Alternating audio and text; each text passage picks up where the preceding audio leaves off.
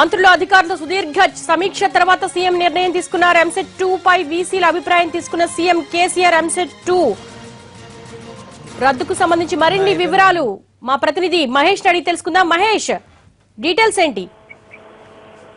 దేవి, తెలంగాణ ప్రభుత్వం ఏదైతే ఎంసెట్ 2 లీక్ అయినటువంటి వ్యవహారంలో ఈ రోజు సుదీర్ఘంగా ముఖ్యమంత్రి విద్యాశాఖ అధికారులతో అదేవిధంగా వీసీలో మంత్రులతో సమీక్ష సమావేశం నిర్వహించారు. ఈ సమీక్ష సమావేశం తర్వాత ఒక నిర్ణయానికి కూడా వచ్చింది. ఎంసెట్ 2ని రద్దు చేయాలని ప్రభుత్వం నిర్ణయించింది. ఇప్పటికే ఇది లీక్ అయినటువంటి విషయం స్పష్టం కావడంతో ప్రభుత్వం ఈ నిర్ణయం తీసుకోవడం జరిగింది. ప్రశ్నాపత్రం లీక్ అయిన తీరు, అందుకు బాధ్యులైనటువంటి నేరస్తుల వివరాలను కూడా ముఖ్యమంత్రి అడిగి తెలుసుకున్నారు. కేసు పురోగతి పైన ఈ సందర్భంగా ముఖ్యమంత్రి ఆరా కూడా తీశాడు. ప్రశ్నపత్రాలు లీక్ అయిన సందర్భాల్లో దేశంలోని పలు యూనివర్సిటీలు వ్యవహరించినటువంటి తీరు, అందుకు సంబంధించిన ఆయా రాష్ట్రాలు, హైకోర్టులు, సుప్రీంకోర్టులు ఇచ్చినటువంటి తీర్పులను న్యాయశాఖ కార్యదర్శి తదితర న్యాయశాఖ అధికారులు ముఖ్యమంత్రికి వివరించారు. పోలీసులు విచారణ రిపోర్ట్ అనుసరించి లీక్ కు సంబంధించినటువంటి ర్యాంకులు పొందిన విద్యార్థులు అనర్హులుగా ప్రకటించి వారికి అవకాశం ఇవ్వకుండా అడ్మిషన్లు చేపడితే ఎలా ఉంటుందనే విషయం పైన కూడా సీఎం అధికారులతో ఆరా తీశారు. అయితే తిరిగి పరీక్ష నిర్వహించకుండా ఉండే వెసులుబాటు గురించి ముఖ్యమంత్రి తప్పనిసరి పరిస్థితిలో పరీక్ష నిర్వహించాల్సి వస్తే చేపట్టాల్సినటువంటి కార్యాచరణ పైన కూడా ముఖ్యమంత్రి ఈ సందర్భంగా అధికారులను అడిగినట్టుగా తెలుస్తుంది. అయితే ఈ సమావేశంలో ఈ అధికారులు ఇచ్చినటువంటి రిపోర్ట్ కానీ అది గతంలో కోర్టులు తీసుకున్నటువంటి నిర్ణయాలు ప్రకటించినటువంటి తీర్పులను దృష్టిలో ఉంచుకొని తెలంగాణ ప్రభుత్వం ఎంసెట్ 2నే రద్దు చేయాలని చెప్పేసి నిర్ణయానికి వచ్చింది. దేవి, అంటే మహేష్, ఇప్పటికే ఎవరైతే ఉన్నారో నిందితుల ర్యాంకులు రద్దు చేయండి కానీ తిరిగి మళ్ళీ ఎంసెట్ 3ని నిర్వహించొద్దు, ఎంసెట్ 2ను రద్దు చేయొద్దని ఇప్పుడే పేరెంట్స్ రోడ్ ఎక్కడం జరిగింది. అవసరమైతే కోర్టుకి ఎక్కైనా సరే లీగల్ గా ప్రొసీడ్ అవ్వాలని వాళ్ళు నిర్ణయించారు. ఇదేమైనా చర్చ జరిగిందా? ఒకవేళ ఆ దిశగా ఏమన్నా నిరసన వ్యక్తమైతే కోర్టు న్యాయపరమైన చిక్కులు ఎదురైతే ఏం చెయ్యాలి అన్న దాని మీద అంటే ఈ విషయాలన్నిటిపైన కూలంకషంగా చర్చించిన తర్వాతనే ఈ నిర్ణయానికి వచ్చినట్టుగా తెలుస్తుంది. గత 2-3 రోజులుగా విద్యార్థుల తల్లిదండ్రులు, విద్యార్థులు ఆందోళన చేస్తున్నటువంటి పరిస్థితి. ఇప్పటికే మంత్రులను కలిసి ఎంసెట్ 2ను రద్దు చేయదని చెప్పేసి కూడా చెప్పినటువంటి పరిస్థితి. నిన్న మొన్న సెక్రటేరియట్ ముందు ఈ రోజు కూడా విద్యార్థులు ఆందోళన చేయడం జరిగింది. అంతేకాకుండా ఈ రోజు ముఖ్యమంత్రితో కలవడానికి కూడా తల్లిదండ్రులు ప్రయత్నించినటువంటి పరిస్థితి దేవి.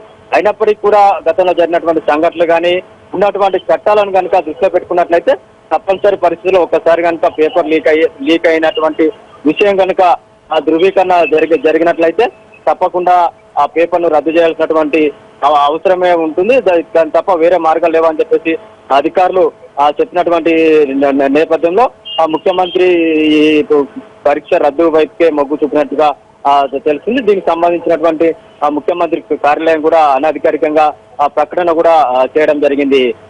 అంటే కేవలం రద్దు నిర్ణయం మాత్రమే జరిగిందా, లేకపోతే శాఖాపరంగా జరిగినటువంటి అవకతవకలపై సిఐడి ఇచ్చిన రిపోర్ట్ ఆధారంగా చేసుకొని ఎవరి మీద చర్యలు తీసుకేమన్నా డిస్కషన్ జరిగిందా?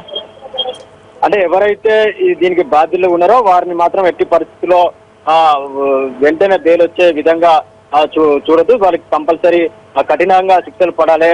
వారికి ఏదైతే నేరానికి పాల్పడారో నేరానికి సంబంధించినటువంటి శిక్షను అనుభవించాలని చెప్పేసి కూడా ముఖ్యమంత్రి సందర్భంగా అధికారులకు చెప్పడం జరిగింది.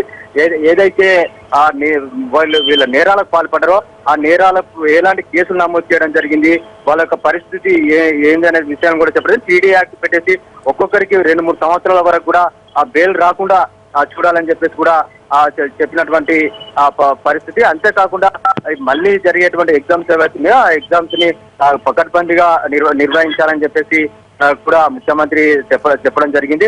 అయితే ఈ దీంట్లో కొన్ని ఎవరైతే ర్యాంకర్స్ వచ్చారో ర్యాంకర్స్ సంబంధించి కొన్ని ఏమన్నా రియంబర్స్మెంట్ చేయగలుగుతామా, లేకుంటే వాళ్ళకి కోచింగ్ మళ్ళీ ఇచ్చినట్లయితే వాళ్ళకి ఏమన్నా ఆ కోచింగ్ ని ఫ్రీగా ఇప్పించేటువంటి వెసులుబాటును మనం ఏమైనా ప్రభుత్వం వైపు నుంచి చేయగలుగుతామా అనేటువంటి విషయాలపైన కూడా ఈ భేటీలో చర్చించడం జరిగింది. అయితే ఇప్పటిగా గతంలో ఎన్నిసార్లు జరిగినాయి ఏందనేటువంటి విషయాలపైన కూడా ప్రధానంగా చర్చించారు. ఇప్పటికే దేశంలో దాదాపుగా 80 సార్లు పరీక్షా పత్రాలు లీక్ అయినట్టుగా ఈ రోజు అధికారులు ముఖ్యమంత్రి దృష్టికి తీసుకెళ్లారు. అయితే సుప్రీంకోర్టు కూడా కొన్ని విషయాలలో ఇచ్చినటువంటి తీర్పుల ప్రకారం కనుక చూసినట్లయితే ఈ పరీక్ష తిరిగి నిర్వహించడమే సరైందని కూడా సుప్రీంకోర్టు చెప్పినటువంటి నేపథ్యంలో ప్రభుత్వం కూడా అటువైపునే వెళ్ళినటువంటి పరిస్థితి.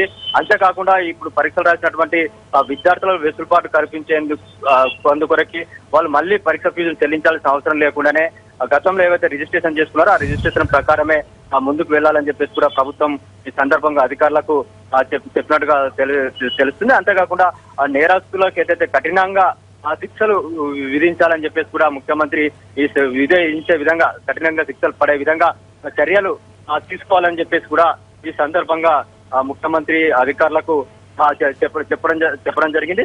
అయితే తమ ఉన్నత విద్య కోసం తప్పుడు మార్గాలను అవలంబించే విధంగా తల్లిదండ్రులు కూడా ఇలాంటి చర్యలకు పాల్పడడం సరికాదు.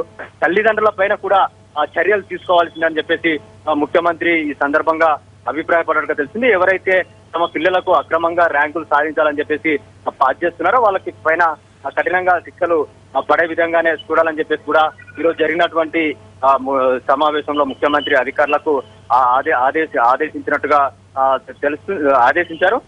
అంతేకాకుండా భవిష్యత్తులో కూడా ఇలాంటి లీకులు జరగకుండా కూడా చూడాలని చెప్పేసి ముఖ్యమంత్రి ఈ సందర్భంగా అధికారులకు చెప్పారు దేవి.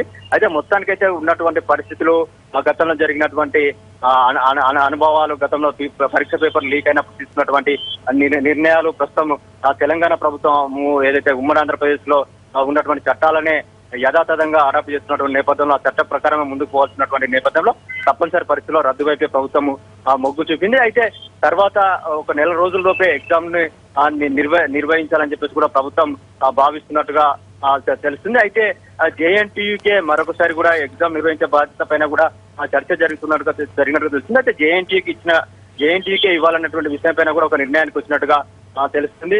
ఒకవేళ జేఎన్టీయూకి ఇచ్చినా కూడా కన్వీనర్ గా ఉన్నటువంటి రమణారావు కాకుండా మరొక వ్యక్తికి ఇచ్చేటువంటి అవకాశాలు ఉన్నాయి. ఒకసారి టీఎస్పీఎస్సీకి కూడా ఇచ్చే విధంగా ఉంటుందన్నటువంటి విషయం పైన కూడా చర్చ జరిగినట్టుగా వస్తున్నప్పటికీ కూడా మళ్ళీ ఏదైతే విద్యా సంస్థకే యూనివర్సిటీలకే ఈ యొక్క అవకాశం ఇవ్వాలని చెప్పేసి కూడా ప్రభుత్వం ఒక నిర్ణయానికి వచ్చింది. జేఎన్టీయూకే మరొకసారి ఎగ్జామ్ నిర్వహించేటువంటి బాధ్యత ఇచ్చేటువంటి అవకాశాలు ఉంది Devi. Yes, thank you Mahesh. మరిన్ని అప్డేట్స్ కోసం మళ్ళీ కాంటాక్ట్